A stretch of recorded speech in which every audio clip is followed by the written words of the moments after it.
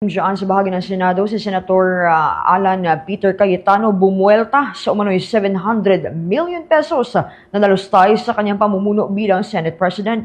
May report si Bombo Angelo Aganan. Bombo Genesis Bombo Jai bumuelta sa Senate Minority Leader Alan Peter Cayetano sa mga pahayag na muling nalustay ang halos 700 million peso na budget ng Senado sa 28 araw na panunungkulan niya bilang Senate President. Ang mga pahayag ay mula kay Senator Panfilo Ping Lacson kung saan sinabi ng senador na nasayang lamang umano ang 700 million peso sa panahon ni Cayetano dahil sa kontrobersiyang bumalot sa kapulungan sa pamumuno nito. Ayon kay Lacson, sa 28 araw na puno ng kaguluhan ng Senado, nagkaroon ng pamamaril sa loob ng gusali, pagtakas si Senator Ronald Bato de la Rosa habang nasa ilalim ng protective custody ng Senado, gayon din ang pag-boycott ng grupo ni Cayetano sa sesyon, maging ang umunay nabigong tangkang destabilisasyon at iligal na pagdinig ng Blue Ribbon sa flood control scam.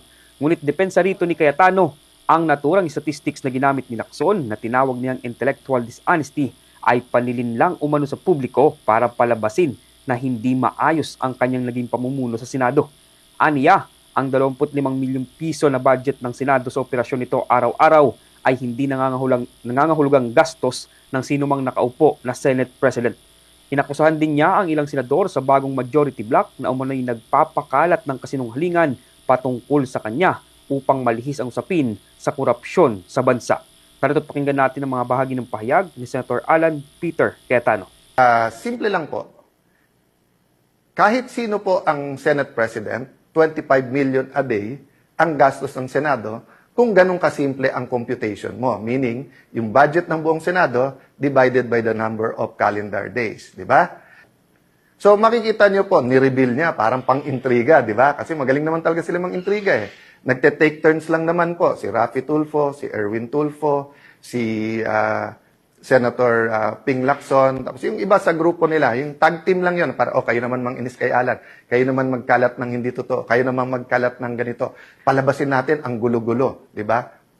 Again, ano yung intent? Para hindi malaman ang buong katotohanan tungkol sa korupsyon sa ating bansa.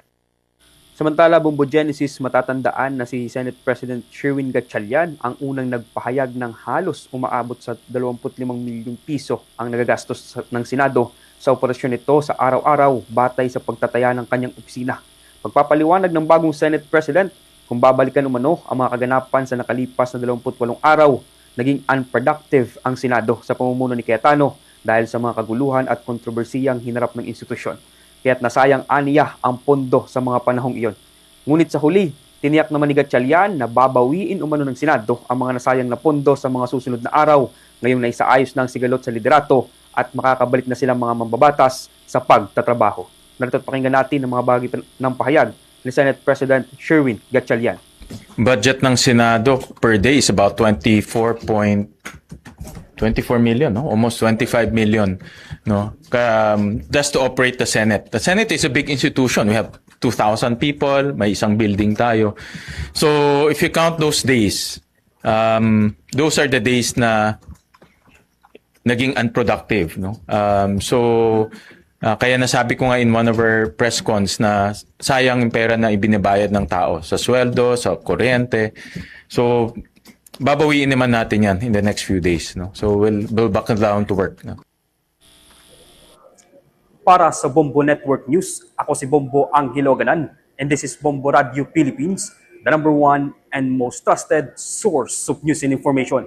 Basta Radio, Bombo. For the most trusted source of news and information, visit our website at www.bomboradio.com. Follow us on Bombo Radio mobile app, Facebook, YouTube, TikTok, and X, formerly Twitter. Like, share, and stay connected. Anytime, anywhere.